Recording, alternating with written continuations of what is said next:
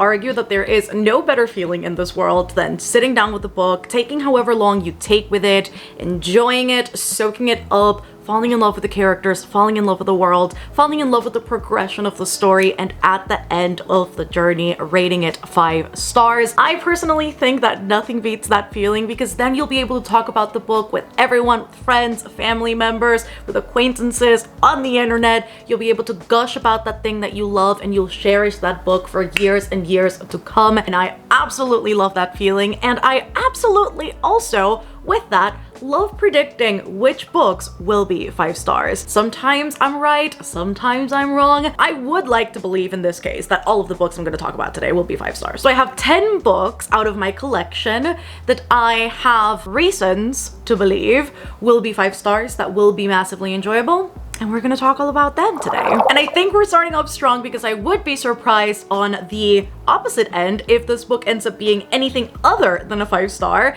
and that is Front Desk by Kelly Yang. We follow our main character Mia, who with her immigrant parents live at a motel. Her parents work there, they clean the rooms, they make sure that everything is running smoothly. However, Mia has a big secret, and it is that she is keeping fellow immigrants hidden, safe, and sheltered in said motel. And obviously, if the owner finds out, it is game over for everyone. Now, the reason why I'm so interested in this and why I think it will be a 5 star is, first of all, middle grade is extremely comforting. There is just something so easy and accessible about them, obviously because of the age group it is targeting, that as an adult reading it, it oftentimes, again, provides the comfort that perhaps an adult book, because it is so fast-paced and oftentimes a lot more layered than a middle grade. And I think also the topic of immigration as part of a middle grade, which is something I've never seen before. And to top it all off, I think the reason why that particular commentary is so enticing in a middle grade is because I really do think that for certain topics, middle grade is a really good vessel for them, because they are delivered in a really simple yet nuanced way, and sometimes simplicity wins. In real life, even beyond books, kids' opinions, thoughts, truths, everything and anything are very often dismissed by the higher-ups, whether it's teachers, parents, whomever they are, because they're kids, and like, what do kids know? And kids' feelings are, again, easily dismissed at times. And so again, I really like reading those middle grades where those truths, opinions, thoughts, everything are acknowledged, explored, and we get to see them very, very blatantly on page. I really do think this will be a 5 star for me. The next one on my list is a little bit of a wild card, especially because every time I read the synopsis, I never read it fully, because I want to go into it knowing very little about it. There's just something about this book that calls to me. It is a book about books. It is a book that spans through time, and it is Cloud Cuckoo Land by Anthony Doerr. Now, I have been interested in this book for a while. Obviously, I own it. I have yet to read it because it's one of those books that I find deeply intimidating, but I feel like once I sit down and take my time to enjoy it and read it, I feel like this has the potential to be a 5 star. It is, again, a book that spans through time, so we follow 2 characters that are on opposite sides of a wall during the siege of Constantinople, and then we have got 2 other characters that are in present time as a library is being attacked, I believe, and then another character who is on a ship to outer space in the future, and all of them will be connected through a book that is found through a particular story. I don't really know, again, a lot of specifics about this book because I have purposefully avoided reading the entirety of the synopsis, so I kind of only know the beginning part of it, and I know that everybody loved All the Light We Cannot See, or at least most people that I watch have. So I'm curious to see where this book will go and what it will do, because again, have not heard a lot of things about this. This next book has been hyped up by loads of people that I know and have come to trust with their book recommendations, and based on what I've heard about this author, I would not be surprised if that again is the case, because I have heard nothing but amazing things about Akwaeke Emezi, and particularly with this one, I have heard nothing but praise as well. This is You Made a Fool of Death with Your Beauty. I did get the Afterlight Illumicrate edition because this spine follow our main character Feyi, who is trying to escape city life, and she gets the perfect opportunity to do so through a dream island holiday. All the cocktails, all the beachside, poolside moments, all of the rest is relaxation, except that during this trip, she finds herself falling for the one man she cannot have. That sounds incredibly intriguing. I have no idea where it's going to go, but again, based on the things I have seen review-wise, I think it promises a lot. I'm so excited to read this. I'm so excited to hopefully love it, and I am so excited for this being my first Wiki Messi because I've never read a book by them, and so I cannot wait to get this read. Friends, Maureen Johnson is not done yet with the Truly Devious series. A new book came out last year, and that was very unexpected because I felt like I had heard nothing about this up until a point where it was like, oh yes, there's another book coming out like randomly, but Nine Liars is out. This is the new installment in the Truly Devious series. It is a YA mystery series, and you guys know I absolutely adore Truly Devious. I feel like I haven't talked about it in a really long time on my channel. However, I love the premise of it. It is attempting to be like a modern day YA girly pop Sherlock Holmes, and I'm quite here for it. We follow Stevie, who is obsessed with all things true crime, and she really wants to be like a detective one day and solve a bunch of cold cases, and she is contacted by Ellingham Academy, which is the super prestigious academy that is geared towards exceptional gifted kids, and kids who go there don't have to pay for anything. It's like you get your education for free, you get accommodation for free, you don't have to pay a single cent for anything, and it very much feels like a college ambiance despite it being high school. And so we follow her throughout the main trilogy, books 1 through 3, as she solves the main cold case of the series, and then these next few installments have been standalones. Like obviously they do mention things that have happened in the past few books, however they do have their own wrap-ups in the individual books, which I am quite enjoying. And so in this one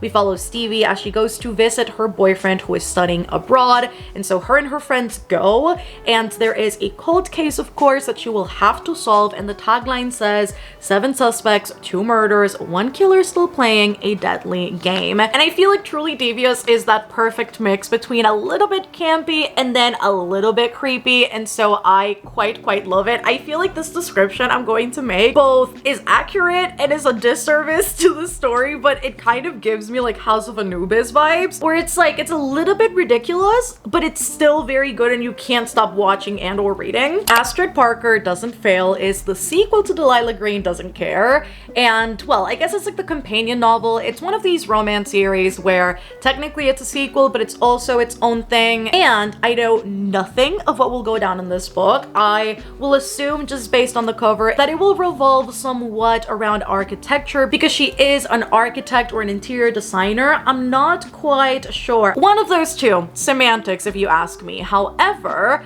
I absolutely loved the emotional depth of Delilah Green. I feel like what the author accomplishes that I have not myself found in a lot of other romance books is that I could feel everything Delilah was feeling in that first book. I could feel the anguish, the resentment, the grief, all of the emotions, felt them very deep in my soul. And I feel like that is very hard to come by in a romance book, especially because they are so short, and oftentimes there is a limited amount of pages and time in order to establish something that feels realistic when it comes to relationships, conflict, resolution. And so I fell in love with that first installment. I am quite excited to see what this will do, especially because Miss Astrid is a little bit difficult and she has a lot of things to work on, and so I cannot wait to see like that redemption arc slash that real character growth. I feel like it's going to be so good. So I don't know the specifics on the synopsis and I don't want to. I am a-okay. Notes and an Execution is another one I really think I'm going to enjoy. Another book that ever since it came out I have heard nothing but praise for, and I think the premise is super interesting because typically when we see stories about murderers, serial killers, whatever it is, I think we tend to see it very closely through a male gaze or very closely through the killer's eyes instead of the people in their lives or the families that perished or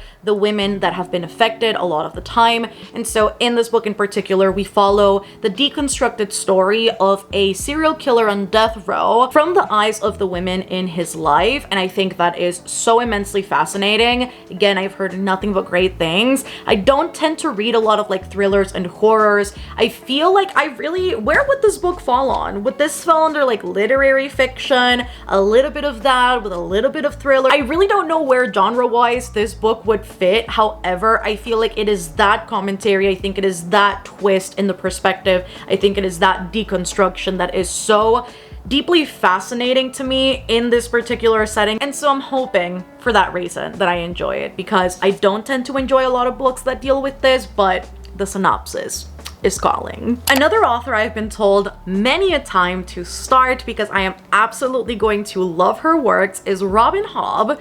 And so I do own a single, individual, singular Robin Hobb book, and that is Assassin's Apprentice, which is the first book in the Farseer trilogy. Is it a series or is it a trilogy? I'm pretty sure it's a trilogy, but I really do think this is going to be a 5-star. Again, a book that intimidates me endlessly. However, one that I do think once I start reading and getting into it, I will absolutely adore. We follow the story of Fitz, who is a royal bastard, and so he is cast out, obviously from royalty for, I think, obvious reasons. And so he walks life in a very lonely way, save for the magical power he does have, which is to talk to animals, which is called the wit.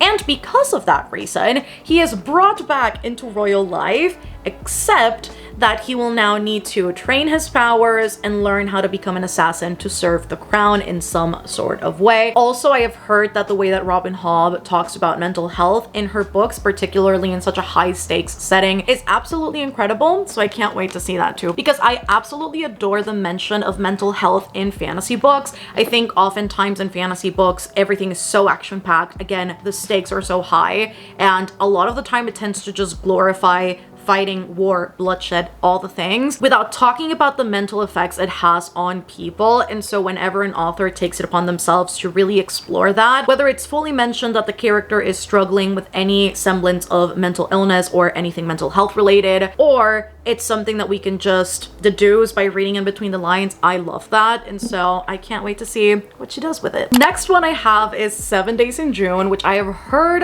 the audiobook for this is absolutely amazing. So I probably will be listening to the audiobook as I either read simultaneously with my eyes or as I do things or work or just carry out some other task, because I feel like I need to experience it because I've heard quite a bit of praise for it. Follow our main character Ava, who is a single mom. She is also an erotica writer, and she ends up meeting Shane at a book event. However, what people don't know, because they have turned heads based on that one meeting, what they don't know is that they actually spent one crazy, I think it's either a day or a week, several years in the past, and now that they have re-met each other, they will have to deal with a lot of buried feelings, with a lot of traumas. And listen, I love me a good literary fiction that does have either a strong romance subplot. Would this qualify as a romance more than a literary fiction? Now that's, I think, a great question, but whichever of the two, I quite like that we are going to get this strong sort of character study, exploration on both of these characters, their own storylines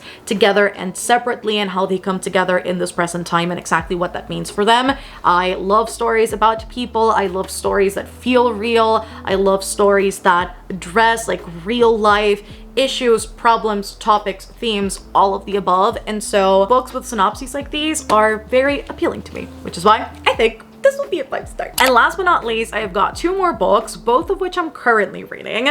The very first one I'm going to talk about is Tomorrow and Tomorrow and Tomorrow. I started reading this book last year, and then I never picked it back up, although I was really enjoying it. And I think it was meant to be because I picked this back up last week. I have been reading it slowly but surely. I am about like 60 pages in, so again, really not that into it as far as like page count. And I've started annotating it this time around because I think this is a gorgeous book. And again, I would be surprised if it is anything other than a 5-star. We follow our main 2 characters, Sam and Sadie, who are in love with video games. They grew up finding a lot of comfort in said video games. They hid in them, they found comfort in them, and it's sort of almost a companion for them throughout their lives and through all of those really difficult moments they had to face. And now in their adult years, they come together after a long time of not talking to each other, and they figure things out and launch a video game together. But all of that does not come without its conflict, and so we do follow them throughout their entire lives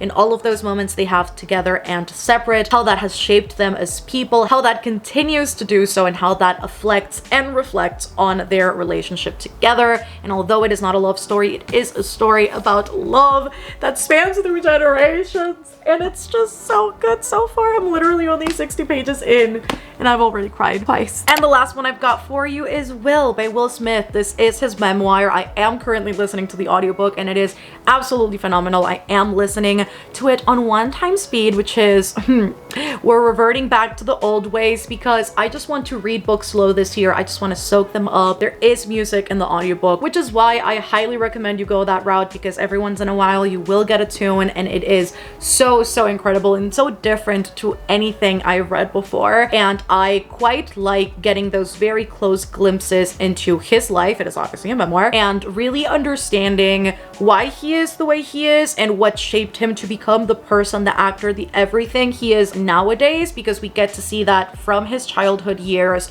all the way to the now. This is told in a way that allows him, as he writes, to really reflect on those moments, what he took away from them, and how he believes those moments shaped him. Very much enjoying. I was not expecting most of the things I have heard in the audiobook, but it's been really, I think, revelatory when it comes to Will Smith. It's not a person I followed very closely in the past. It is not a person that I'm like, oh my god, Will Smith. Like, obviously there is a lot of nostalgia with a lot of his work. However, as someone who knew very little about his personal life, it's been quite a pleasant ride to listen to the audiobook. So again, would be surprised if it's not a 5-star. And that is it for today, friends. That is all I've got for you. All of those books that I think I will be rating 5 stars sometime soon. So let's hope. And my hope is also that once I finish all of these books, I will be able to do a follow-up to see exactly which ended up being a 5-star, which ones didn't, exactly why they were or weren't.